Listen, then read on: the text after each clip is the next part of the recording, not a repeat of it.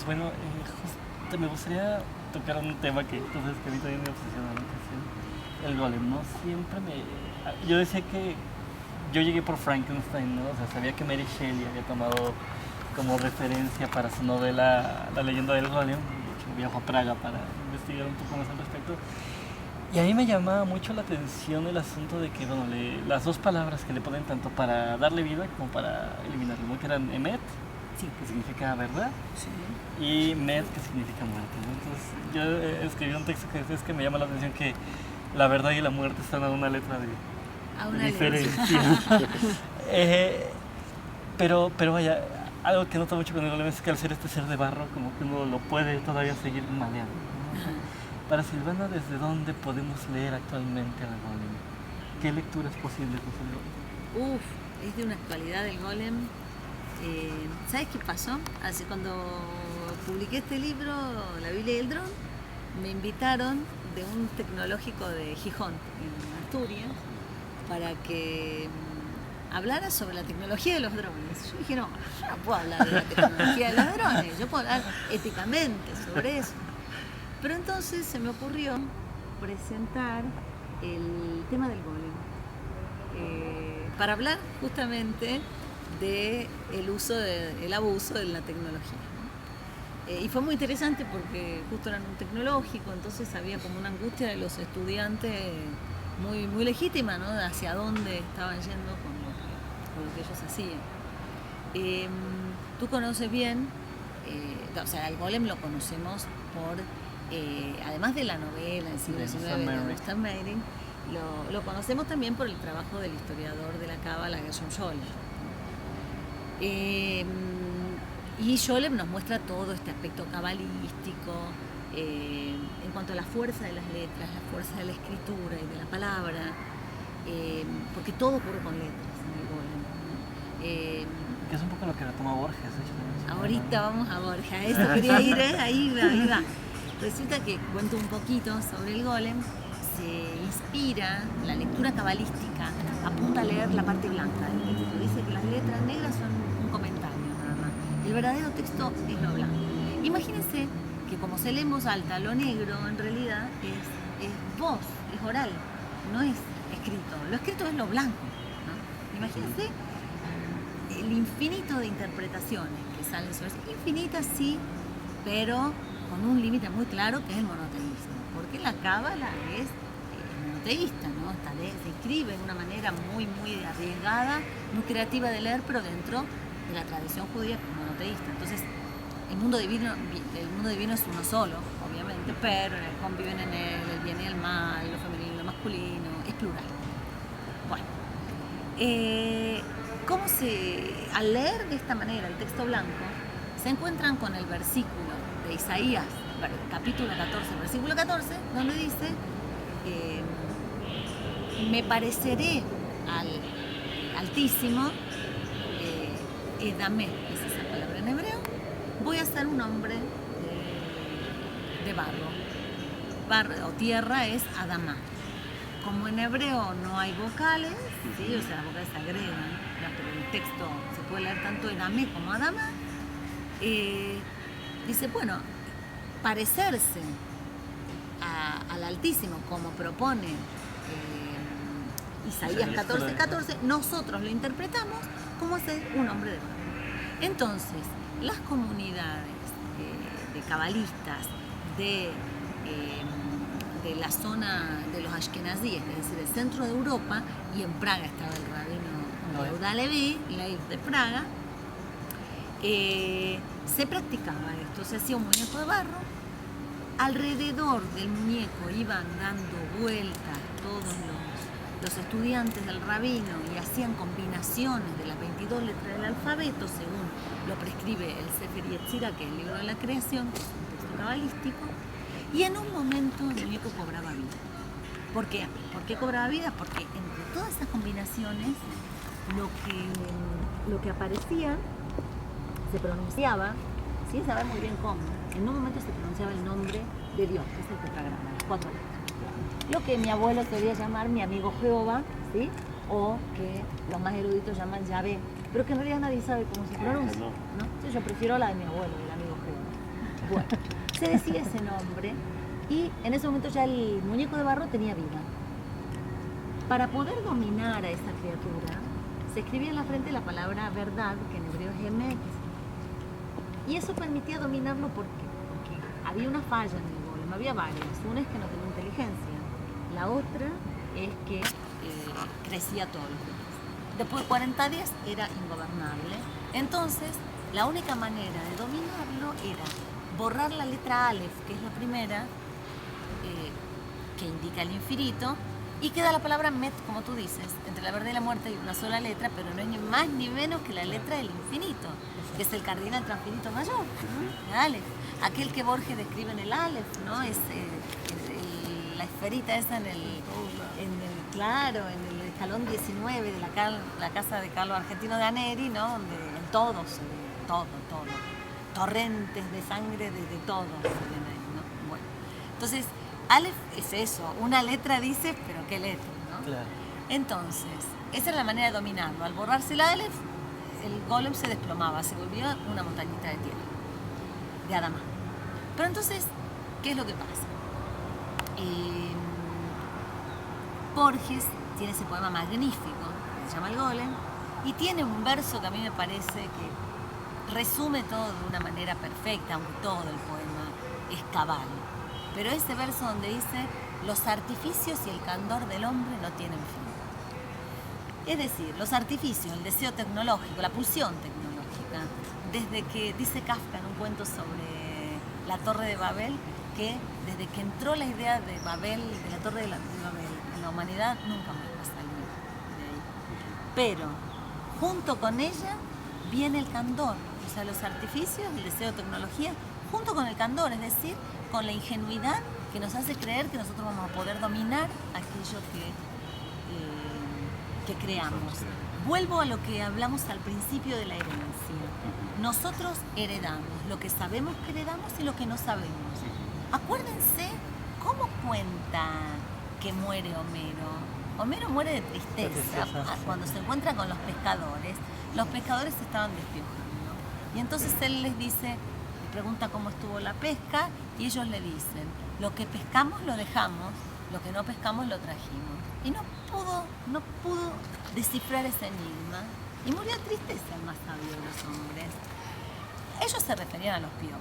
Bueno, como los piojos de los pescadores, que uno trae lo que no pudo pescar, porque los que pescamos los quitamos, ¿sí? De esa misma manera es nuestra herencia. Nosotros traemos esos piojos con nosotros y transmitimos esos piojos. Lo mismo cuando nosotros queremos intervenir, como dice Borges en el poema también del Golem, ¿por qué a la infinita madeja que en lo eterno se devana de otra causa, otro efecto y otra cuita? O sea, ¿quién me mandó a meterme en la creación ya? Que hay una cadena. ¿Quién me pidió que yo agregue otro eslabón que se mete en la cadena de una manera que desvía? Eso de algún modo son los artificios, ¿sí?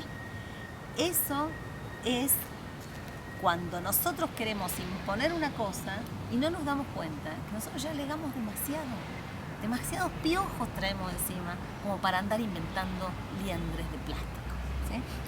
Entonces, bueno, de algún modo el Golem nos enseña eso, que ya esta pulsión tecnológica la tenemos. Lo grave es que no tengamos conciencia de nuestro candor. Y entonces tenemos Fukushima, ¿sí? Donde funcionó la norma de seguridad ISO 9085, si quieres, pero siempre no, nos van a decir al final. Sí, era seguro hasta que se demostró lo contrario. Y bueno, qué lástima, ¿no? Por la población.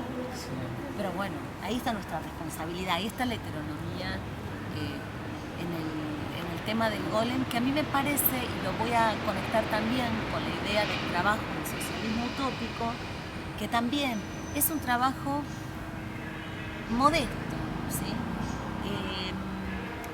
Una característica de la heteronomía que no nombré al principio es que lee al mundo y al yo en clave de vulnerabilidad. La vulnerabilidad es el hecho de ser herible, ¿sí? Vulnerus, frágil. Ahora, no es que yo porque soy frágil entonces me tengo que armar bien, ¿sí? Tener el ejército más poderoso del mundo y muchas ojivas nucleares, ¿sí? Sino justamente porque soy frágil, entiendo la fragilidad del otro. El golem nos recuerda nuestra fragilidad. Es una enseñanza que vuelve y vuelve desde la Torre de Babel, la de la propia fragilidad, no para aniquilar al otro, sino para entender que del otro lado también hay fragilidad, también hay miedo. Cuando hablábamos del conflicto entre palestinos e israelíes, la dificultad está cuando uno ve en el otro al diablo, a Hitler, y no a un ser humano con miedo. Cuando un Estado, como demuestra Bauman, cuanto más poderoso, más vulnerable se siente. Cuanto más armado, y si no, que es Estados Unidos, ¿no? Claro. Se sienten los más vulnerables, ¿sí? Bueno, y es esta lógica de guerra preventiva que lo que hace es, para prevenir aquello que me imagino que me va a hacer aquel otro, que generalmente es alguien muy indigente y muy, pero muy frágil, y que lo que hace es recordarme mi propia fragilidad, me adelanto a perpetrar aquello que quiero evitar que me hagan. Y yo me doy cuenta que me vuelvo perpetrador. Entonces, ¿qué decir? Me parece que el sionismo hizo un golem. Hizo un golem y no está sabiendo, no está dispuesto a borrarle la Aleph. Entonces sabemos muchos que queremos ayudarle a borrar la Aleph. No para que todo, como piensan a veces en una interpretación perversa, para que se aniquile la población que está ahí. No, claro que no. Es para que viva. Pero para que viva humanamente, respetando al otro y sus derechos. Sabiendo que es posible y fue posible, se constata la convivencia. Y que ese odio es un odio construido con muchos elementos que no pertenecen a la región y que vienen de Europa.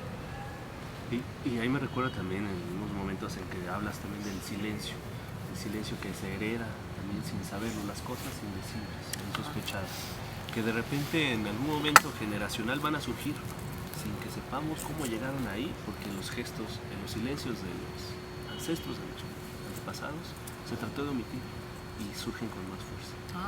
Que es imposible que es lo que esté sucediendo ahora, ¿no? Después de todos esos miedos, ¿no? De persecución, de fragilidad, en lo que vengo huyendo, me convierto yo ahora en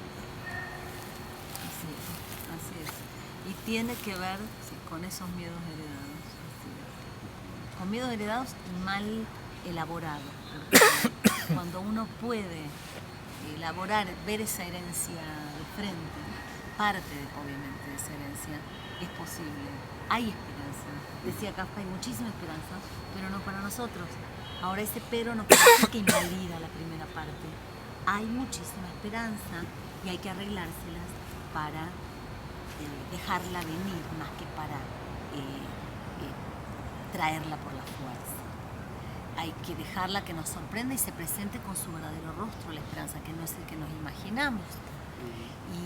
Y la palabra esperanza es el nombre del himno nacional israelí, ¿sí? Entonces, es una lástima. Ustedes saben que los himnos nacionales en general, ¿sí? No son letras especialmente poéticas ni amorosas. Ni amigables. En el caso de este habla de una esperanza.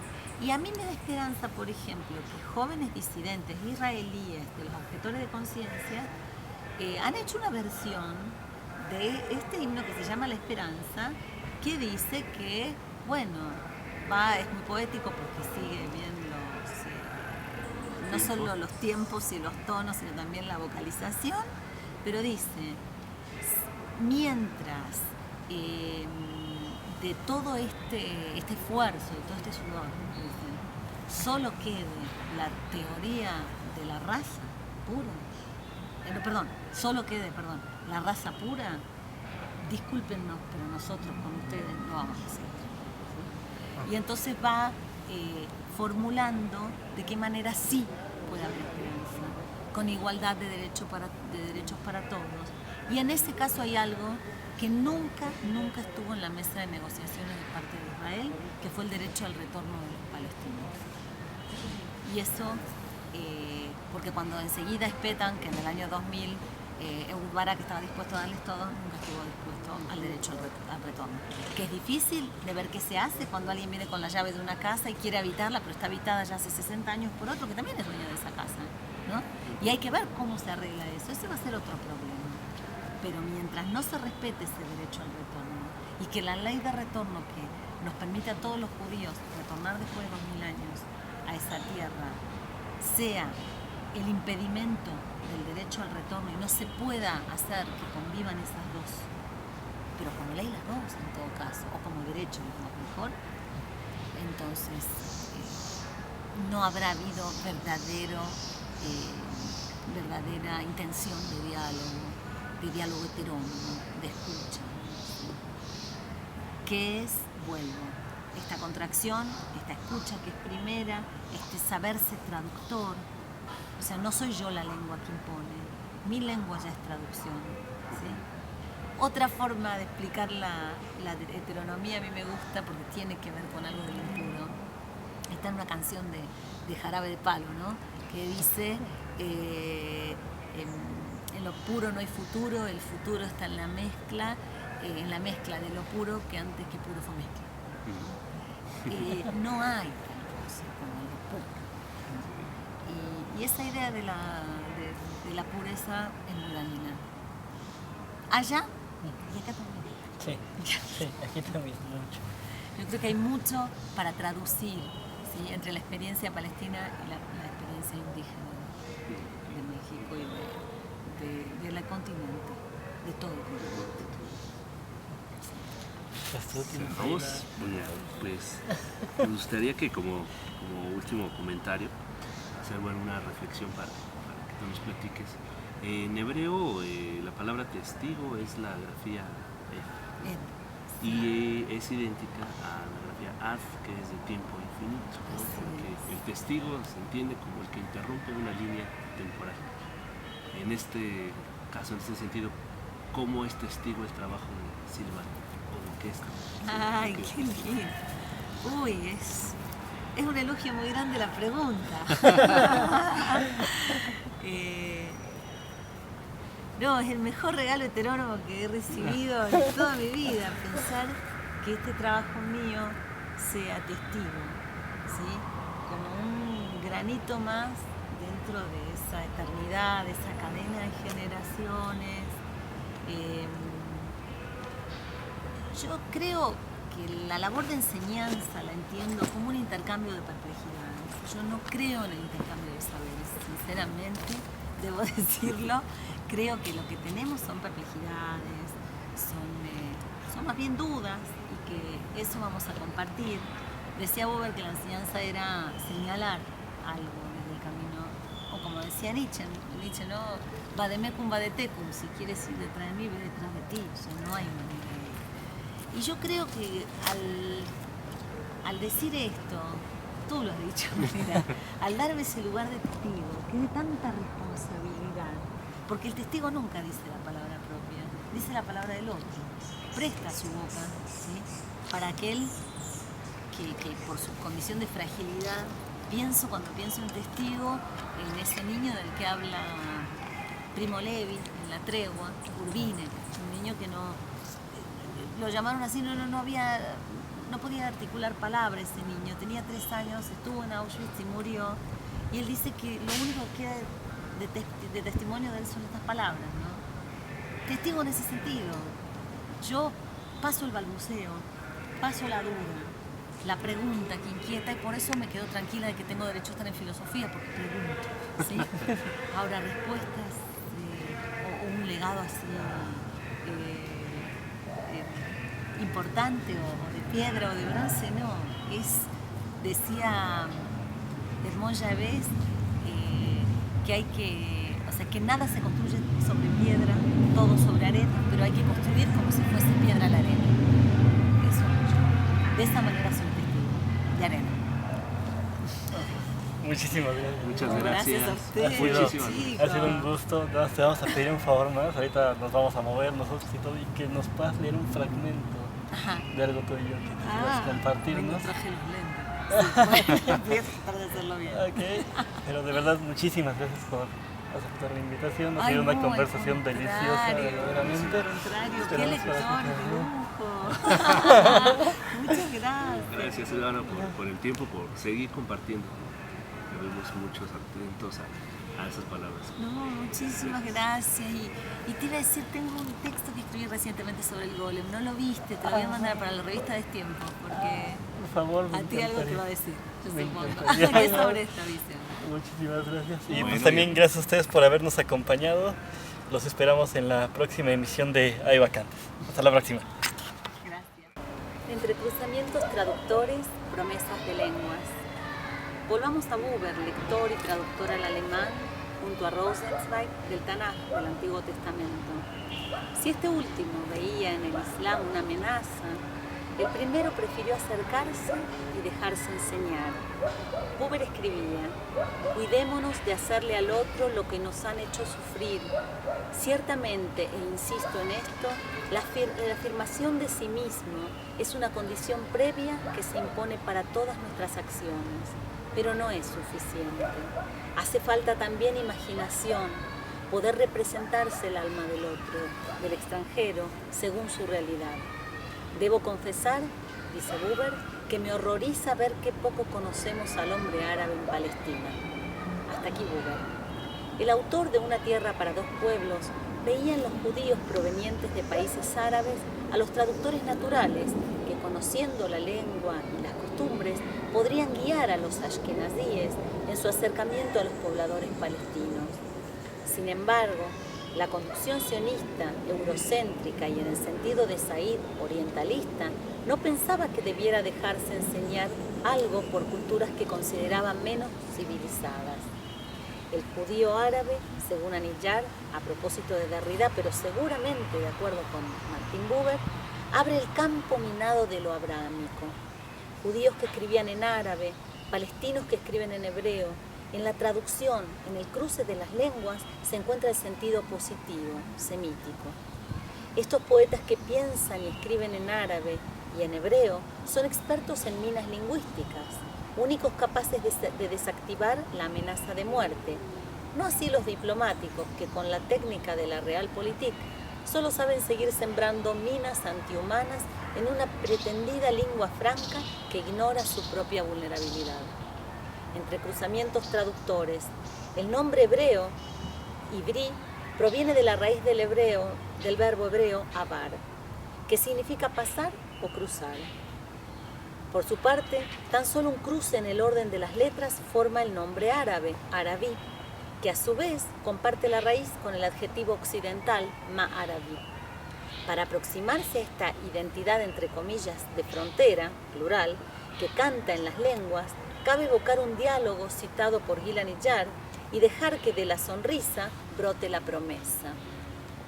Dice el diálogo, y es un chiste: ¿usted vive en un país árabe?